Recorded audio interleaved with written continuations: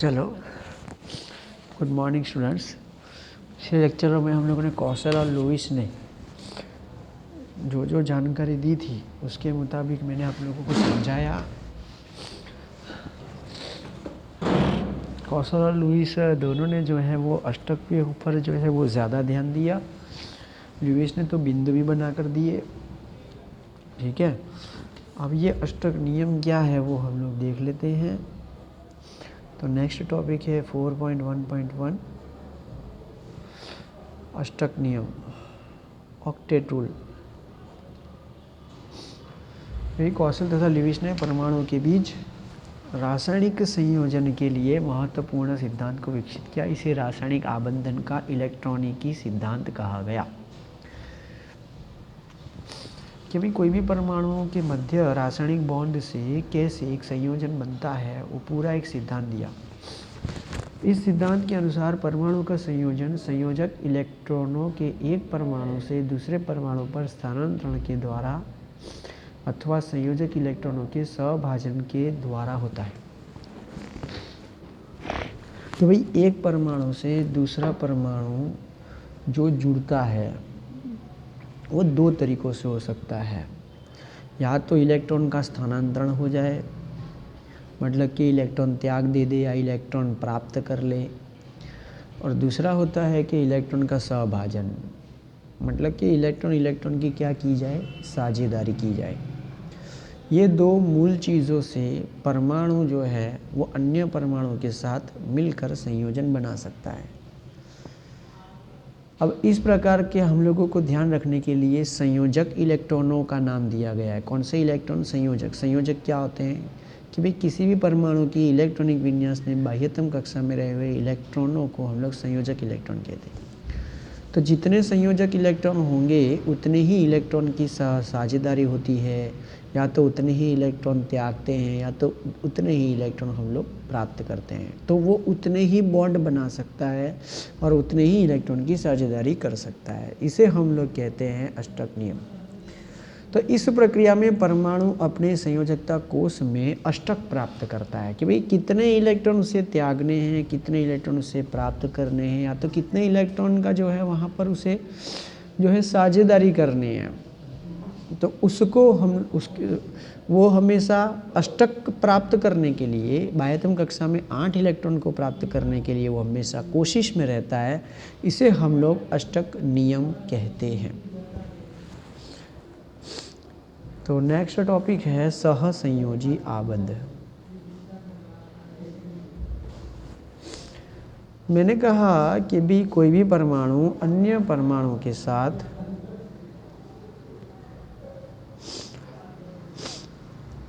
संयोजकता electron के द्वारा या तो वो इलेक्ट्रॉन का स्थानांतरण करे अर्थात इलेक्ट्रॉन त्याग दे, या तो प्राप्त करे, या तो इलेक्ट्रॉन का जो है वो साझेदारी करे या सहभाजन करे। तो यहाँ पे जो आबंध की बात हो रही है वो सहसंयोजी आबंध की बात है। तो उसमें दूसरे नंबर का प्रकार है कि भाई इलेक्ट्रॉन परमाणु अन्य परमाणु के इलेक्ट्रॉन के साथ सहभाजन करता है और अणु बनाता है, आबंध की रचना करता है। ऐसे आबंध को हम लोग सहसंयोजक आबंध अर्थात कोवैलेंट बॉन्ड कहते हैं। तो सहसंयोजक आबंध शॉर्ट में क्या हो जाता है कि परमाणु अन्य परमाणु के साथ इलेक्ट्रॉन की साझेदारी करके जो आबंध का निर्माण करता है उसे हम लोग सहसंयोजक आबंध कहते हैं। लुईस लैंगम्यूर के सिद्धांत को क्लोरीन अणु बनने के उदाहरण से समझा जा सकता है कि हम लोग इलेक्ट्रॉन की साझेदारी करके कैसे सहसंयोजक आबंध बना सकते हैं और कैसे एक एक इलेक्ट्रॉन युग्म का यहाँ पर आदान प्रदान होता है वो हम लोग समझ सकते हैं क्लोरीन अणु के द्वारा। तो क्लोरीन अणु कैसे बना? क्लोरीन अणु क्लोरीन परमाणु और क्लोरीन परमाणु से बना, जिससे क्लोरीन अणु जो है यहाँ पर देखने को मिलता है। अब प्रत्येक क्लोरीन परमाणु की बात करें तो उसकी इलेक्ट्रॉन रचना हो जाएगी। ये 17वां नंबर का तत्व है, तो ये होगा नियॉन 3s2 3p5।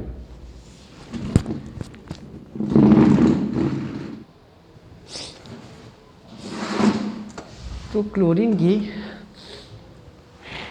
इलेक्ट्रॉनिक विन्यास हम लोग देखें तो बाह्यतम कक्षा में इस तरह से जो है इलेक्ट्रॉनिक विन्यास देखने को मिलता है, जिसमें बाह्यतम कक्षा में उसके पास 7 इलेक्ट्रॉन हैं। तो ये 7 इलेक्ट्रॉन को क्या कर सकता है, त्याग। लेकिन अगर इस 7 इलेक्ट्रॉन को 8 में से घटाएं तो कितना इलेक्ट्रॉन बचेगा, 1। तो अब सरल कौन सा रहेगा, 7 इलेक्ट्रॉन को त्याग देना कि 1 इलेक्ट्रॉन का प्राप्त करना। तो सरल ये रहेगा कि 1 इलेक्ट्रॉन को प्राप्त किया जाए।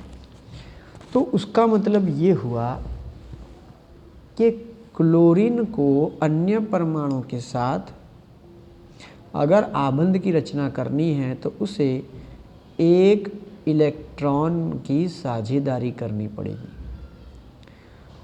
और 1 इलेक्ट्रॉन की साझेदारी सामने वाले परमाणु के 1 इलेक्ट्रॉन से ही हो सकती है। ठीक है, तो 1 इलेक्ट्रॉन का यहाँ पर सहभाजन देखने को मिलेगा। अब यहाँ पर एक क्लोरीन परमाणु है, ठीक है, तो वो 1 इलेक्ट्रॉन को प्राप्त करके अष्टक रचना प्राप्त कर लेगा। तो मेरे कहने का मतलब ये है कि अगर कोई क्लोरीन परमाणु को अन्य परमाणु के साथ बॉन्ड बनाना है तो वो सिर्फ 1 ही इलेक्ट्रॉन की साझेदारी कर पाएगा, ना 1 इलेक्ट्रॉन से कम, ना वो 1 इलेक्ट्रॉन से ज़्यादा। तो यदि उसको क्लोरीन परमाणु के साथ ही इलेक्ट्रॉन की साझेदारी करनी पड़े तो इस क्लोरीन का 1 और इस क्लोरीन का भी 1 ही लेना पड़ेगा। चाहे यहाँ पे कोई भी परमाणु होता वो 1 ही इलेक्ट्रॉन की यहाँ पर साझेदारी कर पाता, उपयोग कर पाता। तो इस क्लोरीन के बिंदुओं को इलेक्ट्रॉन बता रहा हूँ मैं 7। क्यों 7 बताया, क्योंकि उसकी बाह्यतम कक्षा में कितने इलेक्ट्रॉन है, 7। इस क्लोरीन के लिए भी उसके इलेक्ट्रॉन की संख्या में 7 बता रहा हूँ। इसको डॉट और इसको क्रॉस इसलिए बताया क्योंकि हम लोग पहचान सकें कि कौन सा इलेक्ट्रॉन किसका है। तो ये इलेक्ट्रॉन के बिंदुओं के अलावा इसके पास क्रॉस आ गया, उसने साझेदारी कर ली। तो साझेदारी करने के बाद अब उसके पास कितने इलेक्ट्रॉन हो गए, 8। इसलिए अब वो अष्टक प्राप्त कर चुका है, ये स्थायी हो चुका है। इस क्लोरीन के लिए बात करें तो ये भी अपने साथ और अन्य का 1 इलेक्ट्रॉन जो है वो प्राप्त कर चुका है, साझेदारी कर चुका है, और इस तरह से इस क्लोरीन का भी अष्टक रचना पूर्ण हो चुकी है और ये बन चुका है स्थायी। तो इस तरह से प्रत्येक क्लोरीन परमाणु 1 इलेक्ट्रॉन युग्म द्वारा एक सिंगल बॉन्ड बनाकर जुड़े हुए हैं।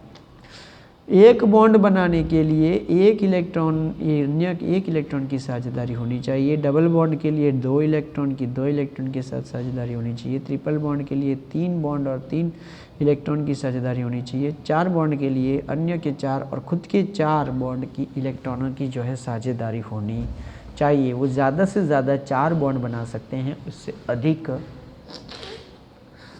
नहीं बना सकते। तो प्रत्येक परमाणु अन्य परमाणु के साथ ज़्यादा से ज़्यादा 4 इलेक्ट्रॉन की साझेदारी करके 4 बंध बनाता है, और इस प्रत्येक बंध को हम लोग कहते हैं सहसंयोजक आबंध। तो इस तरह से अब हम लोग इसको अणु को इस तरह से बताएंगे, 1 इलेक्ट्रॉन की साझेदारी है, इसीलिए प्रत्येक क्लोरीन परमाणु के मध्य सिंगल बॉन्ड होगा। अब ये जो हम लोगों ने पूरी संरचना बनाई है ना, ये वाली जो पूरी संरचना बनाई है, इसे हम लोग कहते हैं ल्यूइस बिंदु संरचना।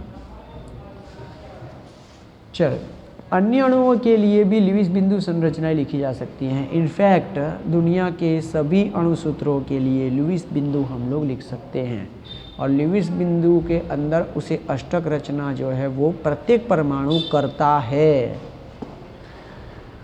जिनमें संयुक्त होने वाले परमाणु समान अथवा भिन्न हो सकते हैं। इसके लिए मुख्य नियम निम्नलिखित हैं। अगर आप लोग ल्यूइस बिंदु संरचना बनाना चाहो तो बना सकते हो। उसके लिए नियम क्या क्या है, प्रत्येक आबंध का निर्माण परमाणुओं के मध्य 1 इलेक्ट्रॉन युग्म के सहभाजन के फलस्वरूप होता है। तो जितना भी बॉन्ड होगा उसमें अपना 1 और सामने वाले का 1 इलेक्ट्रॉन सहभाजन के लिए इस्तेमाल होता है। संयुक्त होने वाला प्रत्येक परमाणु सहभाजित युग्म में 1 इलेक्ट्रॉन का योगदान देता है। तो भाई जितने भी बॉन्ड बनाएगा ना उसमें प्रत्येक के लिए 1 इलेक्ट्रॉन का तो योगदान होगा ही होगा। इलेक्ट्रॉनों के सहभाजन के फलस्वरूप संयुक्त होने वाले परमाणु अपने बाह्य कोश में उत्कृष्ट गैस विन्यास प्राप्त कर लेते हैं। जैसे कि ये क्लोरीन ने क्या किया, एक इलेक्ट्रॉन की आवश्यकता थी तो सामने वाले का उसने एक इलेक्ट्रॉन ले लिया, उसने साझेदारी कर ली, अपना इलेक्ट्रॉन देकर सामने वाले को अपना बना लिया और वो खुद जो है अष्टक रचना उसने प्राप्त कर ली। उसी तरह से अन्य और भी हम लोग अणु के लिए बना सकते हैं, जैसे कि H2O। यहाँ पे है दो प्रकार के परमाणु, ऑक्सीजन और हाइड्रोजन। पहले ऑक्सीजन तत्व नंबर 8, उसकी इलेक्ट्रॉन रचना हीलियम 2H2, 2 और 2 4, और ये 2p4। बाह्यतम कक्षा में 6 इलेक्ट्रॉन उसके पास हैं, वो दान कर सकता है, या तो 8 में से घटाने पर 2 इलेक्ट्रॉन आएगा तो वो 2 इलेक्ट्रॉन प्राप्त कर सकता है। 2 इलेक्ट्रॉन प्राप्त करना 6 इलेक्ट्रॉन को दूर करने से सरल हो जाएगा। इसीलिए अब ऑक्सीजन की संयोजकता हो चुकी है, 2 इलेक्ट्रॉन की साझेदारी अपने कर सकता है, 2 आबंध बना सकता है, 2। समझे। हाइड्रोजन जो हो गया वो 1s1 हो गया। बाह्यतम कक्षा में उसके पास 1 इलेक्ट्रॉन है, ना ये 1 इलेक्ट्रॉन दान कर सकता है, ना 1 इलेक्ट्रॉन, हाँ इतना है कि 1 इलेक्ट्रॉन यहाँ पर उसके पास है, 8 में से उसे घटाएंगे तो 7 इलेक्ट्रॉन हो जाएगा। सही में 7, इसके पास 1 इलेक्ट्रॉन है, 1 इलेक्ट्रॉन प्राप्त करना सरल है, 1 इलेक्ट्रॉन दान करना सरल है, 7 इलेक्ट्रॉन प्राप्त करना मुश्किल है। इसीलिए हाइड्रोजन के संयोजकता हो गई 1, वो आबंध बना सकता है, 1 इलेक्ट्रॉन की साझेदारी कर सकता है 1, बराबर। चलो तो ऑक्सीजन हाइड्रोजन के साथ अपने 1-1 इलेक्ट्रॉन की साझेदारी करेगा। एक परमाणु हाइड्रोजन, दूसरा परमाणु हाइड्रोजन, ठीक है ना। तो ऑक्सीजन ने अपने 2 इलेक्ट्रॉनों की साझेदारी प्रत्येक हाइड्रोजन के 1-1 इलेक्ट्रॉन के साथ कर दी। ऑक्सीजन की बाह्यतम कक्षा में इलेक्ट्रॉन है 6, 2 आ गए, तीसरा, चौथा, 5वां और 6ठा। ऑक्सीजन की अष्टक रचना पूर्ण हो चुकी है। ऑक्सीजन ने साझेदारी के बाद उसने 8 इलेक्ट्रॉन बना लिए हैं। हाइड्रोजन और हीलियम ये दोनों अपवाद हैं, दोनों के लिए उसकी अष्टक रचना होती है 2, अर्थात वो 2 इलेक्ट्रॉन की, मतलब कि 2 इलेक्ट्रॉन के साथ वो क्या हो जाता है, अष्टक रचना प्राप्त करके जो है स्थायी हो जाता है। जैसे कि हाइड्रोजन ने भी अपना 1 और अन्य का 1, 2 करके अष्टक रचना प्राप्त कर ली। इस हाइड्रोजन परमाणु ने भी अपने 1-1 इलेक्ट्रॉन की साझेदारी करके 2 इलेक्ट्रॉन प्राप्त करके उसने जो है अष्टक रचना प्राप्त कर ली है। एक और उदाहरण ले सकते हैं CCl4। तो हमने उदाहरण लिया 1, 2 और ये 3। तो कार्बन के लिए लिखेंगे, कार्बन नंबर 6 है, उसके लिए लिखेंगे हीलियम, ये है 2s2 और ये 2p2। बाह्यतम कक्षा में 4 इलेक्ट्रॉन, 8 में से घटाएंगे 4 इलेक्ट्रॉन, अर्थात ये 4 इलेक्ट्रॉन प्राप्त त्याग कर सकता है या तो प्राप्त कर सकता है, कुछ भी हो, ये 4-4 इलेक्ट्रॉन कर सकता है, मतलब कि 4 इलेक्ट्रॉन की साझेदारी कर सकता है, 4 आबंध बना सकता है और उसकी संयोजकता भी 4 होगी। क्लोरीन के लिए, क्लोरीन परमाणु नंबर 17, उसकी इलेक्ट्रॉन रचना नियॉन, ये हो गया 3s2 3p5। बाह्यतम कक्षा में 7 इलेक्ट्रॉन, 8 में से घटाएंगे 1 इलेक्ट्रॉन, 1 इलेक्ट्रॉन को प्राप्त करना सरल, 7 इलेक्ट्रॉन को त्याग करना मुश्किल, अर्थात क्लोरीन की संयोजकता हो गई 1, आबंध बना सकता है 1, इलेक्ट्रॉन की साझेदारी कर सकता है 1-1 इलेक्ट्रॉन की। तो क्लोरीन अपने 1-1 इलेक्ट्रॉन की साझेदारी करेगा, लेकिन क्लोरीन हमारे पास है कितने, 4। कार्बन भी अपने 1-1 इलेक्ट्रॉन की साझेदारी करेगा और उसके पास होते कितने हैं, 4। कार्बन की साझेदारी करने के बाद इलेक्ट्रॉन गिनो तो कितने हो जाते हैं, 8। क्लोरीन जो है बाह्यतम कक्षा में 7 इलेक्ट्रॉन है, इसलिए उसे 7 बिंदुओं के द्वारा दर्शाना पड़ेगा। कितने बिंदु रख सकते हैं, तो बाह्यतम कक्षा में जितने होते हैं उतने की बात होती है, वहाँ पे फिर हम लोग अष्टक नहीं देखते। तो इसकी बाह्यतम कक्षा में 7 है, इसलिए 7 इलेक्ट्रॉन की साझेदारी करेगा। अब 1-1 इलेक्ट्रॉन की साझेदारी करने के बाद 7 और 1 8, 7 और 1 8, 7 और 1 8 और 7 और 1 8। तो प्रत्येक क्लोरीन की यहाँ पर अष्टक रचना पूर्ण हो जाती है। बोलो समझ में आया। हाँ, तो सहसंयोजक आबंध के लिए हमेशा सहसंयोजी इलेक्ट्रॉन ही काम में आते हैं। जितने सहसंयोजी इलेक्ट्रॉन होते हैं उतने ही वो साझेदारी कर सकता है और उतने ही आबंध वो बना सकता है। एक इलेक्ट्रॉन युग्म द्वारा संयुग्मित दो परमाणु एकल सहसंयोजक आबंध द्वारा आबंधित होते हैं। कई यौगिकों में परमाणुओं के बीच बहु आबंध भी उपस्थित हो सकते हैं। बहु आबंधों का निर्माण दो परमाणुओं के मध्य एक से अधिक इलेक्ट्रॉन युग्मों के सहभाजन के फलस्वरूप होता है। दो परमाणुओं के मध्य यदि दो इलेक्ट्रॉन युग्मों का सहभाजन होता है तो दो उनके बीच का सहसंयोजी आबंध द्विआबंध कहलाता है। उसका मतलब ये हुआ, ये कहना ये चाहते हैं कि दो परमाणुओं के बीच में एक एक इलेक्ट्रॉन की साझेदारी हो तो सिंगल बॉन्ड बनता है। दो दो इलेक्ट्रॉन की साझेदारी हो तो द्विआबंध अर्थात डबल बॉन्ड बनता है। अगर तीन तीन इलेक्ट्रॉन की साझेदारी हो तो ट्रिपल बॉन्ड बनता है। मुझे समझ में आया? हम लोग सारे के सारे जो है वो समझाते जाते हैं, ठीक है ना। तो पहले हम लोग डबल बॉन्ड ले रहे हैं, चलो दो दो इलेक्ट्रॉन की साझेदारी हो, जैसे कि हम लोग उदाहरण ले रहे हैं, चलो द्विआबंध। तो द्विआबंध का निर्माण, द्विआबंध कैसे होता है कि प्रत्येक परमाणु अपने दो दो इलेक्ट्रॉन के सहभाजन के द्वारा सहसंयोजी आबंध का निर्माण करते हैं, उसे हम लोग द्विआबंध कहते हैं। जैसे कि उदाहरण के तौर पर हम लोग ले सकते हैं इथीन और कार्बन डाइऑक्साइड। तो पहले हम लोग लेते हैं कार्बन डाइऑक्साइड। कार्बन एक है, ऑक्सीजन दो है, ठीक है। ऑक्सीजन की संयोजकता कितनी और कार्बन की संयोजकता कितनी, आगे के अभी हम लोगों ने वीडियो में आप लोगों ने देखा, 5 मिनट पहले आप लोग वीडियो करके देखना कि कार्बन की संयोजकता 4 होती है, इसलिए 4 आबंध बना सकता है। ऑक्सीजन की संयोजकता 2 होती है, इसलिए ये 2 आबंध बना सकता है। ऑक्सीजन 2 आबंध बना सकता है तो कार्बन के ऑटोमेटिक देखो 4 आबंध बन जाते हैं, ठीक है ना। ऐसे गोल घुमाऊंगा, देखो कार्बन के 1 2 3 जगह से काटता है, जबकि ऑक्सीजन के लिए बनाऊंगा तो ये एक ऑक्सीजन 2 जगह से काटता है, इसलिए 2 ही आबंध बना सकता है, और ये 2 जगह से काटता है। इसलिए पता चल रहा है कि 2 इसकी जो है संयोजकता है, वो अभी हम लोगों ने देखा। तो अब कार्बन अपने 2 इलेक्ट्रॉन ऑक्सीजन के 2 इलेक्ट्रॉन के साथ साझेदारी कर रहा है, तो कार्बन के ये 2 इलेक्ट्रॉन अन्य 2 इलेक्ट्रॉन ऑक्सीजन के 2 इलेक्ट्रॉन के साथ साझेदारी कर रहा है। हालांकि कार्बन की संयोजकता में बाह्यतम कक्षा में 4 ही इलेक्ट्रॉन थे, इसलिए 4 बिंदुओं के द्वारा दर्शाया। लेकिन आपको पता होगा कि ऑक्सीजन की इलेक्ट्रॉनिक विन्यास में बाह्यतम कक्षा में 6 इलेक्ट्रॉन होते हैं, इसलिए उसको 6 इलेक्ट्रॉन के द्वारा दर्शाना पड़ेगा। तो अब साझेदारी करने के बाद ऑक्सीजन के कितने इलेक्ट्रॉन हो गए, 8।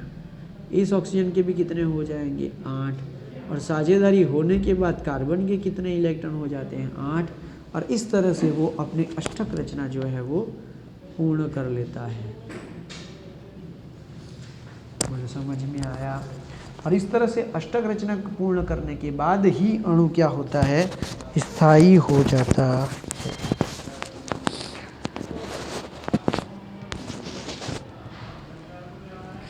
चलो दूसरा उदाहरण इसमें है इथीन।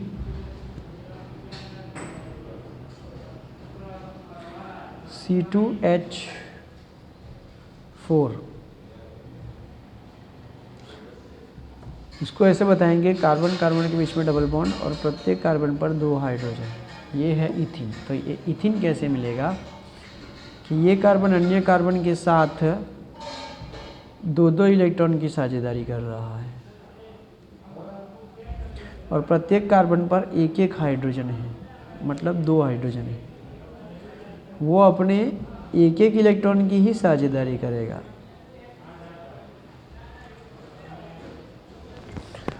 बोलो समझ में आया?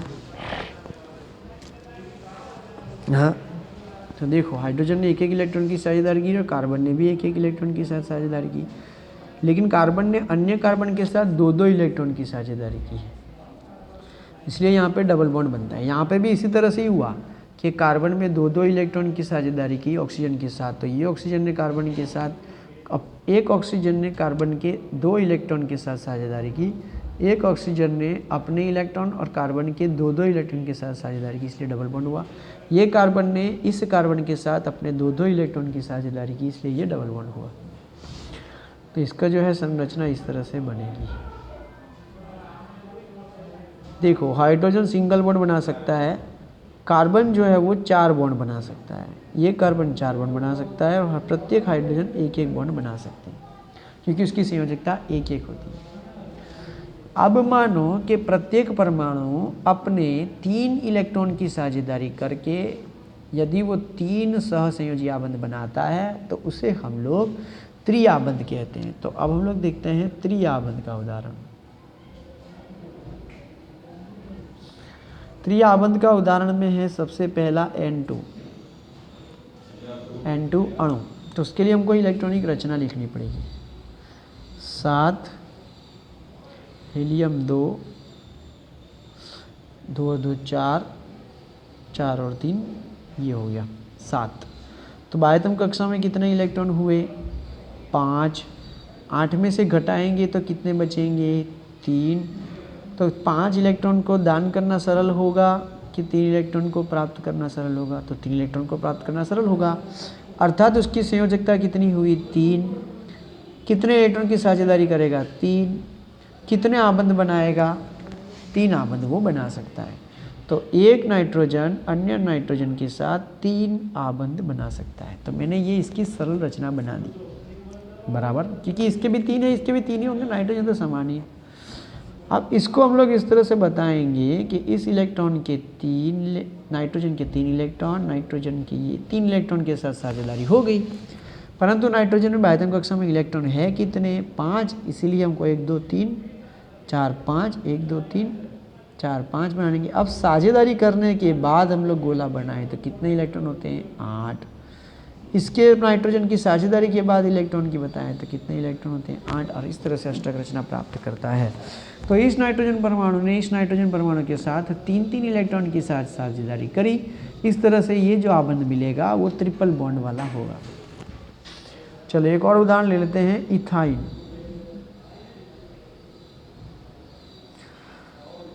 इथाइन का अणुसूत्र है carbon triple bond, carbon hydrogen और ये हाइड्रोजन।